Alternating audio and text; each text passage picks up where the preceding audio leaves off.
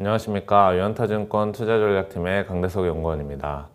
오늘은 12월 10일 발간된 시황진단 국내 증시 수급 점검이라는 자료를 통해서 여러분들께 지금 좀 변동성이 많이 높아진 증시에서 지금 수급 상황들이 어떻게 변해가고 있는지에 대해서 좀 말씀드리는 시간을 갖도록 하겠습니다. 자료 보시면서 같이 말씀드리겠습니다. 먼저 지금 보시는 왼쪽 하단 그림을 보시면 개인 투자자 수급들이 많이 바뀌고 있는 상황인 것 같습니다. 이게 지난 이제 월요일 12월 9일 기준으로 살펴보게 되면 특히나 왼쪽 그림을 같이 보시면서 보실 수가 있는데요. 결국에는 지난 8월 5일에도 국내 증시 급락하는 과정에서 개인 투자자의 순매수가 있었던 그런 상황이었는데 지난 이제 12월 9일 보면 주식 시장이 좀 많이 급락하는 과정 속에서 개인 투자자들의 순매도도 상당히 많이 나왔다라는 부분들을 잘 알고 계실 겁니다. 그래서 이러한 부분들이 최근에 어떤 개인 투자자분들의 매수 동향하고 같이 살펴보게 됐을 때는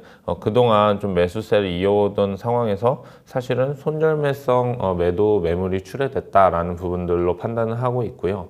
이런 부분들을 오른쪽에 표하고 같이 보시게 되면 통상 이제 아까 말씀드렸다시피 개인 투자자분들 같은 경우에는 주가가 하락하는 경우에 매수로 대응하시는 경우가 많고 그 다음에 오히려 주가가 상승하는 과정에서 이익 실현하는 그런 부분들이 좀 더 통상적으로 나타나는 그런 패턴인데 반해서 주식시장이 하락할 때 개인 투자자들의 순매도가 나오는 그런 모습들을 좀 살펴보게 되면 이번 소위 계엄령 사태 이후에 두 차례가 탑 10 안에 기록이 된다라고 하는 부분들을 말씀드릴 수가 있을 것 같습니다. 그래서 이런 상황들 속에서 이번 사태들을 제외하고 나머지 탑 10을 기준으로 살펴보게 되면 말씀드릴 수 있는 부분은 일주일 후에 조금의 반등, 그 다음에 2주나 4주, 그 다음에 12주, 3개월까지 뒤로 본다라고 봤을 때는 단기적으로는 이제는 가격 조정에서 기간 조정으로 전환되는 가능성들이 과거 패턴에서는 나타났었다라는 부분들 좀 참고로 말씀드릴 수가 있을 것 같고요. 그리고 지금 아무래도 개인 투자자분들의 이 거래 상대방, 카운터파티라고 할 수 있는 외국인이나 기관 수급 같은 경우에도 조금씩 달라지는 그런 모습들을 보여주고 있습니다. 예컨대 외국인 수급 같은 경우에는 계엄령 사태 이후에 좀 순매도가 나오는 모습들이 지금은 진정되는 그런 모습이 보여지고 있고요. 그리고 기관 수급 중에서는 특히나 연기금 수급에 좀 주목을 하고 있습니다. 그래서 코스피와 코스닥을 합친 경우에는 지난 이제 12월 9일자까지 기준으로 살펴보면 21거래일 연속으로 순매수가 좀 유입이 됐다라는 부분들 말씀드릴 수가 있을 것 같고요. 그런 상황 속에서 지금 오른쪽 그림 보시는 것처럼 외국인 같은 경우에는 지금 FN가이드 26개 업종 기준 중에 8개 업종을 순매수를 하고 있습니다. 그 다음에 기관 중에서도 특히 연기금 같은 경우에는 26개 업종 중에서 23개 업종을 순매수하고 있고요. 결국에는 이제 연기금 같은 경우에는 조금 더 전반적으로 국내 증시에 대해서 좀 매수를 해주고 있는 그런 상황이다라고 볼 수가 있겠고 여기에 외국인 수급과 겹치는 7가지 섹터가 있습니다. 그 업종들을 지금 오른쪽 그림에서 보실 수가 있고요.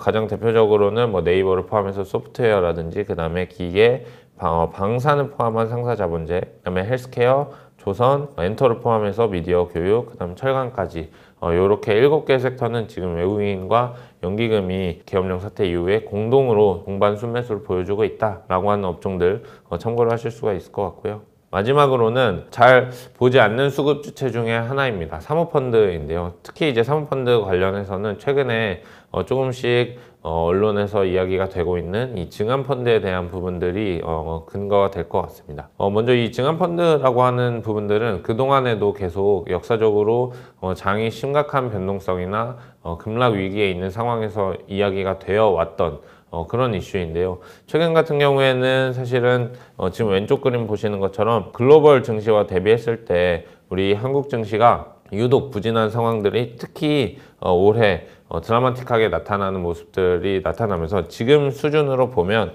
약 23년 만에 가장 낮은 수준으로 나타나고 있습니다. 그래서 지금 수준의 어떤 주가 레벨이 계속되고 지금 이 탄핵 정국이라고 하는 정치적인 불확실성이 좀 더 장기화된다라고 하는 관점에서 본다면 이 증안펀드에 대한 기대는 충분히 유효하다라는 그런 판단을 하고 있고요. 일각에서는 이 서킷 브레이커라고 하는 명확한 어떤 기준을 통해서 증안펀드가 유입이 되어야 된다라고 좀 제기가 되고 있는 상황인 걸로 파악하고 있는데, 이 서킷 브레이커가 발동할 만한 지금 가능성이 여기서 추가적으로 더 있다라고 하는 부분들은 좀 가능성이 낮다라고 판단하고 있기 때문에, 이런 부분들보다는 글로벌 증시 대비해서 이 상대적으로 부진이 오래 누적되었는데 특히나 올해 드라마틱하게 나타났다라고 하는 점이 좀 크게 작용을 하지 않을까라는 생각을 하고 있고요.